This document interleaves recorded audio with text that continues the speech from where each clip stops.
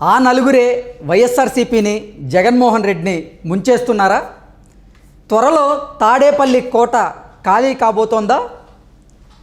వచ్చే సంవత్సరం మేలో జగన్మోహన్ రెడ్డి హైదరాబాద్కి షిఫ్ట్ కాబోతున్నారా అంటే అవుననే సమాధానం ఇస్తున్నారు కొంతమంది రాజకీయ విశ్లేషకులు. ఇక ఇదే అంశానికి సంబంధించి మనతో మాట్లాడేందుకు ప్రముఖ రాజకీయ విశ్లేషకులు, ప్రముఖ సీనియర్ జర్నలిస్ట్ సిఎస్ రావు గారు మనతో ఉన్నారు. ఆయనతో మాట్లాడదాం. Sir hi sir. Hello Krishna. Sir, ఆ నలుగురే వైఎస్ఆర్సీపీని జగన్మోహన్ రెడ్డిని ముంచేస్తున్నారా? తాడేపల్లి కోట త్వరలో ఖాళీ కాబోతోందా? వచ్చే ఏడాది మేలో జగన్మోహన్ రెడ్డి హైదరాబాద్కి షిఫ్ట్ కాబోతున్నారా అంటే ఏం చెప్తారు సార్? ఇప్పుడు జగన్మోహన్ రెడ్డి ఇప్పటి వరకు ఏం చెప్తున్నారంటే నాన్ లోకల్ ఎన్ఆర్ఐస్ అన్నట్టుగా చెప్తున్నారు. నాన్ లోకల్ చంద్రబాబు నాయుడు అలాగే పవన్ కళ్యాణ్ ఇద్దరు కూడా నాన్ లోకల్, వాళ్ళు ఏపీలో ఉంటారు, ఏపీకి సంబంధం లేదు, వాళ్ళు హైదరాబాద్ నుంచి వస్తుంటారు, హైదరాబాద్ నుంచి వచ్చి ఇక్కడ రాజకీయాలు చేయాలనుకుంటారు, నేను స్థానికుడిని అని చెప్పి చెప్తూ ఉన్నారు జగన్మోహన్ రెడ్డి. అయితే జగన్మోహన్ రెడ్డి 2019 ఎన్నికల వరకు ఎక్కడి నుంచి రాజకీయాలు చేశారు అని మనం గుర్తు చేసుకుంటే లోటస్ పండ్లు హైదరాబాద్ నుంచి రాజకీయాలు చేశారు. ముఖ్యమంత్రి అయిన తర్వాత మాత్రమే ఆయన తాడేపల్లికి వెళ్ళారు. అప్పటి వరకు తాడేపల్లి వైపు చూడలా, మొత్తం లోటస్ పండ్ నుంచే మొత్తం రాజకీయం నడిపారు. ముఖ్యమంత్రి అయిన తర్వాత అక్కడికి వెళ్ళారు. అయితే ఇన్ కేస్ ఒకవేళ ఆయన ఓడిపోతే మళ్ళీ తాడేపల్లిలో ఉంటారా, ఉండే అవకాశం ఉందా అనేటువంటి చర్చ జరుగుతుంది. ఎట్టి పరిస్థితుల్లో ఓడిపోయిన తర్వాత తాడేపల్లి హౌస్లో ఉండేటువంటి అవకాశం లేదు జగన్మోహన్ రెడ్డి. ఇమీడియట్గా మళ్ళీ లోటస్ పండ్కి వచ్చేటువంటి అవకాశం ఉంది హైదరాబాద్కి.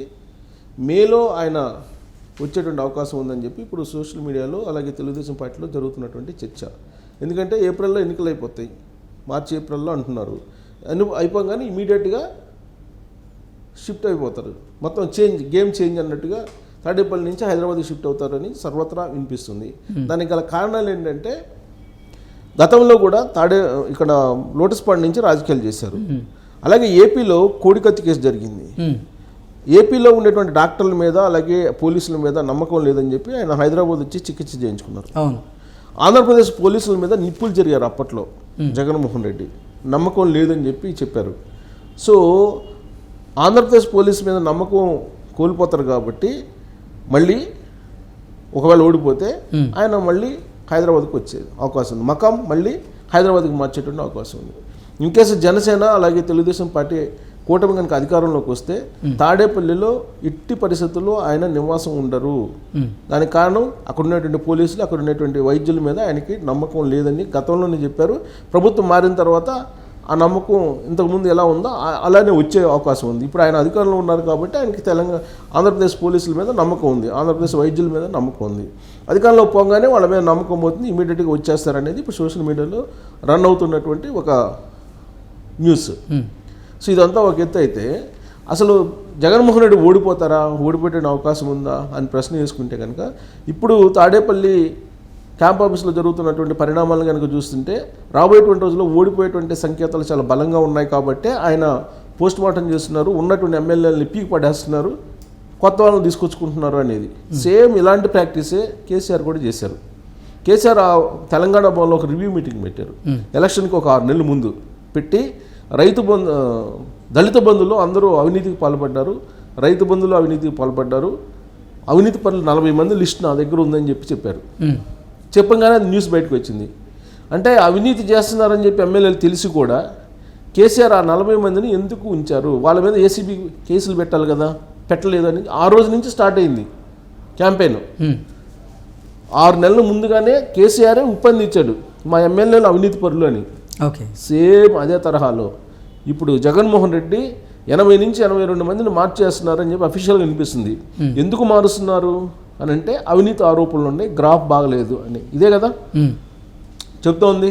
ఇప్పుడు ఆల్రెడీ క్యాంప్ ఆఫీస్కి ఫోన్ చేసి పిలిపిస్తున్నటువంటి వాళ్ళకు కూడా అక్కడ ఉన్నటువంటి సీఎం ఆఫీస్లో ఉండేటువంటి ఒక అధికారి మొత్తం మీరు చేసినటువంటి అవినీతి చట్టా ఇదని చెప్పి చూపించి వెనక పంపిస్తున్నాడు. జగన్మోహన్ రెడ్డిని కూడా కలవనివ్వట్లేదు పోయినటువంటి వాళ్ళని అని చెప్పి వినిపిస్తుంది. గత 2 రోజుల నుంచి జరుగుతున్నటువంటి పరిణామాలను కనుక చూస్తే ఈ పరిణామం ఎందుకు వచ్చింది అని అంటే నలుగురిని నమ్ముకున్నాడు జగన్మోహన్ రెడ్డి. ఎవరెవరు నమ్ముకున్నారు? సజ్జల రామకృష్ణారెడ్డిని నమ్ముకున్నారు, విజయసాయి రెడ్డిని నమ్ముకున్నారు, వైవి సుబ్బారెడ్డిని నమ్ముకున్నారు. సో వీళ్ళు ఏం చేశారు? అలాగే పెద్దిరెడ్డి రామచంద్రారెడ్డి, ఈ నలుగురు నమ్ముకున్నారు. ఈ నలుగురు నమ్ముకొని ఈ నలుగురి మీద వదిలిపెట్టేశారు. ఈ నలుగురి మీద వదిలిపెట్టేసి ఒకళ్ళకి ఉత్తరాంధ్ర అప్పు చెప్పేశారు. తొలి రోజుల్లో ఉత్తరాంధ్ర మొత్తం కూడా విజయసాయి రెడ్డి చూశారు. ఆ తర్వాత అక్కడ ఉండేటువంటి ఎమ్మెల్యేలకి ఆయనకి పసుగునటువంటి పరిస్థితి, పరస్పరం ఆరోపణలు చేసుకోవటం, అలాగే కొన్ని వీడియోలు బయట రావటం, కొన్ని ఆడియోలు బయటకు రావటం, ఇవన్నీ జరిగాయి. దాంతో తాడేపల్లికి పంచాయతీ జరిగింది. విధులేని పరిస్థితుల్లో విజయసాయి రెడ్డిని ఉత్తరాంధ్ర ఇన్ఛార్జ్ బాధ్యతలను తప్పించి తాడేపల్లి క్యాంప్ ఆఫీస్కి తీసుకొచ్చారు ఆయన్ని. కొన్ని రోజులు కేంద్ర కార్యాలయంలో పెట్టారు, వైఎస్ఆర్ కాంగ్రెస్ పార్టీ కేంద్ర కార్యాలయంలో. ఇప్పుడు మళ్ళీ ప్రకాశం, నెల్లూరు జిల్లాల కోఆర్డినేటర్ బాధ్యతలు అప్పచెప్పారు. ఆ అప్పచెప్పిన తర్వాత ఏమవుతుంది, ఇప్పుడు నెల్లూరు ప్రకాశం జిల్లాల విషయం చూస్తే ప్రధానమైనటువంటి లీడర్లు పార్టీని వదిలిపెట్టి వెళ్తున్నారు. దాంట్లో బాలినేని శ్రీనివాసరెడ్డి వీళ్ళందరూ లిస్టు ఉందని చెప్పి కొంతకాలంగా వినిపిస్తుంది. నెల్లూరు జిల్లాలో ఆల్రెడీ కోటమిరెడ్డి శ్రీధర్ రెడ్డి కానీ, ఆనం రామనారాయణ రెడ్డి కానీ వాళ్ళు ఆల్రెడీ తెలుగుదేశం పార్టీలో చేరారు. ఇంకా కొంతమంది ఉన్నారు లిస్టు, చాలామంది నెల్లూరు జిల్లాలో కూడా ఉందని చెప్పి చెబుతున్నారు. సరే, విజయసాయి రెడ్డిని ఉత్తరాంధ్ర నుంచి తొలగించిన తర్వాత అక్కడ ప్లేస్లో ఎవరిని వేశారు, వైవి సుబ్బారెడ్డిని వేశారు. సో పరిస్థితి మెరుగుపడిందా అని అంటే సేమ్ సిచ్యువేషన్ అలానే ఉంది. అందుకే ఉత్తరాంధ్ర కసరత్తు చేస్తున్నారు. ఉత్తరాంధ్ర కసరత్తు చేస్తూ అక్కడ నుంచి గుడివాడ అమర్నాథ్తో సహా చాలామందిని మార్చాల్సినటువంటి అవసరం ఉందని చెప్పి ఆల్రెడీ ఎక్సర్సైజ్ చేస్తున్నారు. వాళ్ళేమో మేమే స్వచ్ఛందంగా తప్పుకుంటామని చెప్పి కొంతమంది ముందుకు వస్తున్నారు. అసలు మేము వచ్చే ఎన్నికల్లో పార్టిసిపేట్ చేయము అని చెప్పి ఇంకో 100 మంది చెబుతున్నారు. సో మీ ఇష్టం వచ్చినట్టు చేసుకొని మేమేం మాట్లాడమని చెప్పి కొంతమంది వెళ్ళిపోతున్నారు. ఇలాంటి పరిస్థితి నెలకొంది. సో వైవి సుబ్బారెడ్డి మరి అక్కడ సక్సెస్ అయినట్ట. వైవి సుబ్బారెడ్డి ప్రకాశం జిల్లాలో మళ్ళీ బాలినేని శ్రీనివాసరెడ్డికి వైవి సుబ్బారెడ్డికి పడలా. సో వైవి సుబ్బారెడ్డి ఇప్పుడు ఉత్తరాంధ్ర ఇన్ఛార్జిగా ఉన్నారు. సో అక్కడ పరిస్థితి అలానే ఉంది. ఇంకా పెద్దిరెడ్డి రామచంద్రారెడ్డి, తాజాగా పెద్దిరెడ్డి రామచంద్రారెడ్డికి కూడా నీకు టికెట్ లేదు ఈసారి పొంగనూరులో, ఈసారి ఎంపీగా ఇవ్వాలి చూస్తుంది. ఇప్పుడు కడప జిల్లా రాజంపేట నుంచో లేకపోతే ఇంకో చోట నుంచో ఎంపీగా పోటీ చేయాల్సి వస్తుందని సంకేతాలు ఇచ్చారని తెలుస్తుంది. సో అక్కడ పొంగనూరు పులి అని చెప్పేసి అక్కడ వాళ్ళందరూ కూడా భావిస్తుంటారు వైఎస్ఆర్ కాంగ్రెస్ పార్టీ వాళ్ళు. ఎవరిని? పెద్దిరెడ్డి రామచంద్రారెడ్డిని. ఆయన ఏం చేశారు, ఆయన ఇన్ఛార్జిగా ఎక్కడ ఉన్నారు, రాయలసీమకి ఇన్ఛార్జిగా ఉన్నారు. రాయలసీమకి ఇన్ఛార్జిగా ఉండి ఆయన చేసింది ఏంది, స్థానిక సంస్థల ఎన్నికల్లో తెలుగుదేశం పార్టీ గెలిచింది ఎమ్మెల్సీల్లో. సో రాయలసీమ మొత్తం గెలిచింది కదా, కడపతో సహా తెలుగుదేశం పార్టీ గెలిచింది. సో అక్కడ పెద్దిరెడ్డి రామచంద్రారెడ్డి నాయకత్వం ఏ విధంగా బలహీనంగా ఉందనేది అర్థమవుతుంది.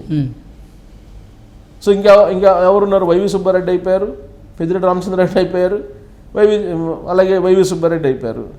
ఇంకా సజ్జల రామకృష్ణారెడ్డి, ఆయన విపక్షాలందరూ సకల శాఖల మంత్రిగా అనుకుంటూ ఉంటారు. ఆయన ఏమంటున్నారు, ప్రెస్ మీట్ పెట్టి నిన్న పార్టీ ఎత్తిపోయిందని చెప్పి అనుకుంటారు. అందుకే ఈ మొత్తాన్ని తీసేస్తే అసంతృప్తి వస్తుంది. అసంతృప్తి లేకపోతే, పార్టీలో అసంతృప్తి అనేది, అసహనం అనేది లేకపోతే పార్టీ ఎత్తిపోయింది అనుకుంటారు. అందుకే ఈ అసంతృప్తులు ఉన్నాయి. సో అసంతృప్తి ఉందంటే పార్టీ ఉందని చెప్పి ఒక భావం కలుగుతుందని చెప్పి కొత్త ఈక్వేషన్ చెప్పారు నిన్న ప్రెస్ మీట్లో. అంటే ఎత్తిపోయింది అనేటువంటి పదం ఆయన నుంచే వస్తుంది, పార్టీ ఎత్తిపోయింది అనేటువంటి పదం ఆయన నుంచే వస్తుంది. అట్ట అనుకోకుండానే ఈ అసంతృప్తులన్నింటినీ మేము లేవగొడుతున్నాం. ఈ అసంతృప్తులన్నీ లేవకపోతే ఎత్తిపోయింది అనేటువంటి భావన వస్తుంది. అందుకే మేము ఇవన్నీ లేపుతాం అన్నట్టుగా ఆయన మాట్లాడారు. సో ఈ నలుగురు కలిసి చేసిన పని ఏంటంటే జగన్మోహన్ రెడ్డిని వచ్చే ఎన్నికల్లో గద్దె దించే ప్రయత్నం చేస్తున్నారు. డైరెక్ట్గానో తెలుసో తెలియకో జరిగిపోయినాయి తప్పులు, దిద్దుకోలేనటువంటి తప్పులు. సో కాబట్టి గ్రాఫులు కూడా అదే చెప్తున్నాయి. జగన్మోహన్ రెడ్డి గారిని కానీ వైఎస్ఆర్సీపీ పార్టీని కానీ ముంచేస్తుంది ఈ నలుగురే అంటారు. అయితే ఆ నలుగురే ముంచినా తెలిసినా ఆల్రెడీ మునిగిపోయామని చెప్పి ఆల్రెడీ జగన్మోహన్ రెడ్డి గ్రహించే కదా ఈ మార్పులన్నీ చేస్తుంది. సో ఆ నలుగురే కదా ఇప్పుడు ఆల్రెడీ తాడేపల్లి ప్యాలెస్లో, తాడేపల్లి క్యాంప్ ఆఫీస్లో ఉంది. ఆ నలుగురు చెప్పిందే వింటున్నారు. ఇప్పుడు ఎమ్మెల్యేలు కానీ ఎంపీలు కానీ పోయినా కానీ ఈ నలుగురులో ఎవరో ఒకరిని కలిసి వెనక్కి రావాల్సిందే. డైరెక్ట్గా జగన్మోహన్ రెడ్డి కలిసేటువంటి పరిస్థితి లేదు. చాలా సందర్భాల్లో జగన్మోహన్ రెడ్డి కలవకుండా వెనక్కి వచ్చినటువంటి పరిస్థితి ఉందని చెప్పి ఎమ్మెల్యేలే చెప్తున్నారు. సో కాబట్టి ఆ నలుగురే చేశారు. ఆ నలుగురు చేసిన దానికి జగన్మోహన్ రెడ్డికి మరో ఛాన్స్ అనేది లేదు, ఒక ఛాన్స్ అనేది ఇచ్చేశారు ఏపీ ప్రజలు అనేది ఇప్పుడు ఆడ టాక్ నడుస్తుంది. సో కాబట్టి ఆయన అధికారంలో దిగిపోయిన తర్వాత ఆయన తాడేపల్లిలో ఖాళీ చేసి తాడేపల్లిని నేరుగా హైదరాబాద్ వచ్చేటువంటి అవకాశం ఉందనేది ఇప్పుడు సర్వత్రా వినిపిస్తున్నటువంటి మాట. Okay sir, thank you so much.